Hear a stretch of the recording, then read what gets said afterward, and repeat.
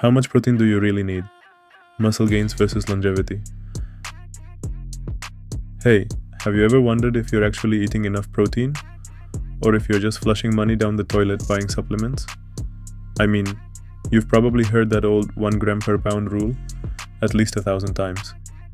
But then again, you've probably heard people saying anything above 30 grams per meal is wasted. Or even worse, that too much protein is actually gonna shorten your lifespan. Honestly, with all these conflicting messages, it's understandable if you're confused. So today, we're clearing all that noise with some real science.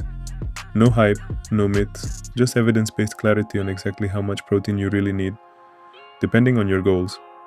Whether that's packing on muscle, shredding fat, or living to a ripe old age without falling apart. Grab a snack, preferably protein-rich, and let's dive in. Chapter 1. What does science really say about daily protein needs? The World Health Organization recommends just 0.8 grams of protein per kilogram of body weight daily. For an average-sized adult, that's roughly 50 to 60 grams per day. Easy enough to achieve with a single decent-sized meal. But here's the thing. This recommendation only prevents protein deficiency. It's definitely not optimized for performance, muscle growth, or even long-term health beyond avoiding malnutrition.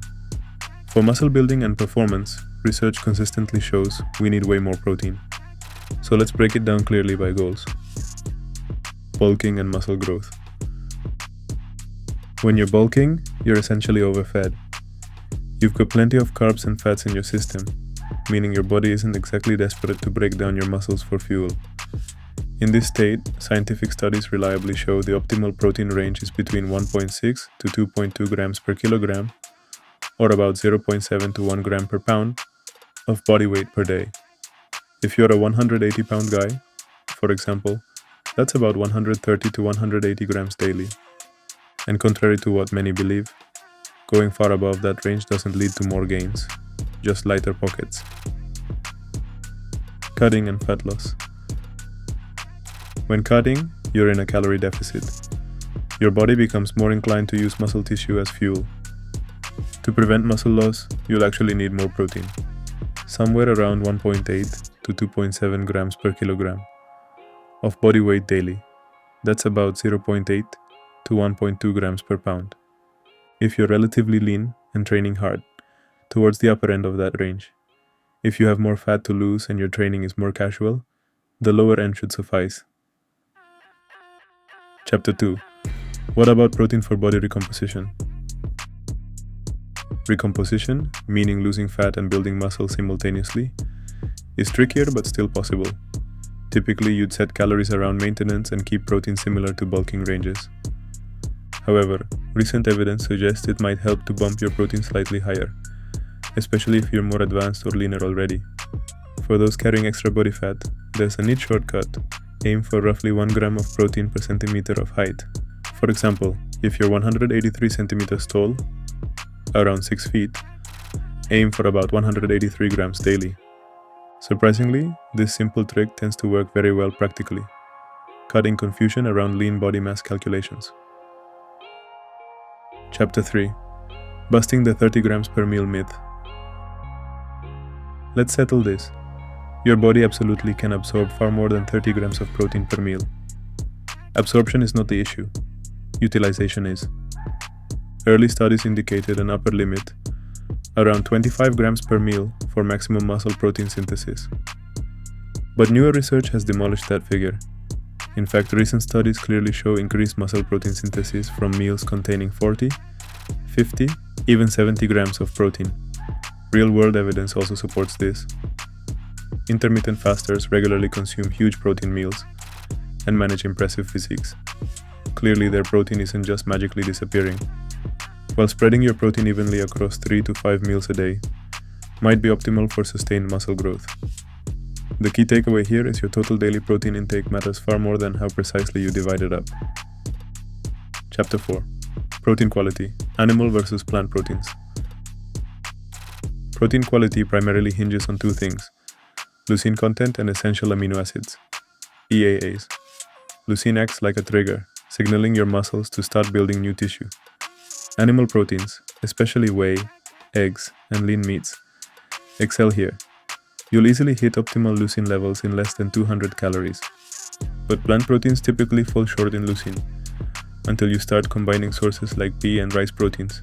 Modern vegan protein powders effectively match animal protein quality. For plant-based lifters, going slightly higher in total protein or using combined sources is an easy fix to maximize muscle growth without animal products. Chapter 5: Protein Timing and Why It Actually Matters. Protein timing has gotten a bad rep due to bro science myths like the anabolic window. Reality check. No, your session won't be wasted if you don't slam a protein shake within 30 minutes post-workout. Realistically, consuming protein within a few hours, pre- and post-training, is completely sufficient. Interestingly though, research does highlight benefits of protein timing around sleep. Eating 30 to 40 grams of protein before bed can boost overnight muscle protein synthesis, aiding recovery and growth. So no rush post-workout, but a protein-rich snack before bed can actually pay dividends, especially if you're training hard. Chapter 6: Can too much protein shorten your life? The longevity debate. This is where things get really interesting. Some longevity research suggests high-protein diets, particularly rich in animal protein, might activate pathways like mTOR and IGF-1, both associated with faster aging and higher cancer risk. Indeed, animal studies consistently show lifespan extension from protein or specific amino acid restrictions. Yet, context matters greatly here.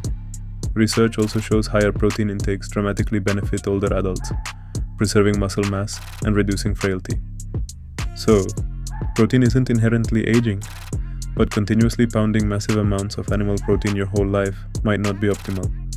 To balance longevity with performance, consider cycling your protein intake, higher on training or muscle building phases, and moderate levels with more plant-based options when prioritizing health and longevity.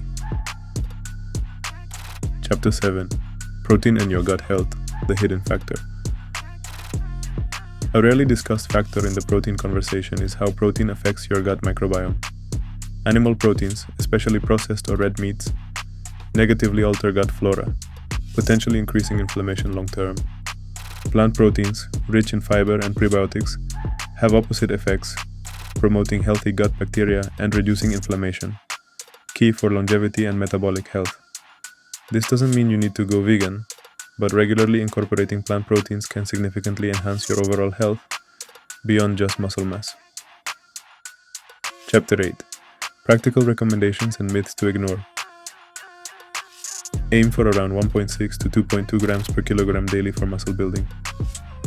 On a cut, bump this slightly higher to preserve muscle. Timing isn't critical post-workout, but protein before bed helps recovery. Don't obsess over protein ceilings per meal. Just ensure your daily total is solid. Include more plant proteins to improve gut health and longevity. Conclusion: eat protein smart, not hard. Protein isn't magic. More isn't always better, but neither is less. Tailor your intake to your current goals: muscle growth, fat loss, maintenance, or longevity, and avoid extremes. The sweet spot combines performance, enjoyment, and long-term health. Because what's the point of building an epic physique if it doesn't last? Hopefully this clears the air once and for all. Now go eat smart, train smarter, and I'll see you in the next one.